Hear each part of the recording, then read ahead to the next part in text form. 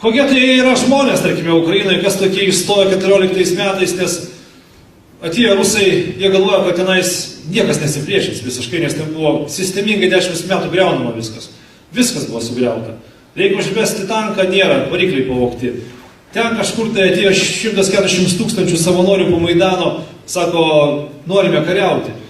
Sistema nepajėgi, jūsų sako nereikia. 22 000 sėdo į mašinas, nuvažiavo patys į frontą. Kas tokie yra per žmonės, tai didžiąją dalį, sakykime, tų tokių aktyvistų man yra tekę pažinoti, čia susipažinti ir taip toliau. Profesorius, pavyzdžiui, Evgenij Dikij, kopos vadas, būrio vadas, docentas, kareiviai, studentai iš Kijevo universiteto, futbolas ir galiai, inteligentai. Tai va, tokie žmonės išstojo.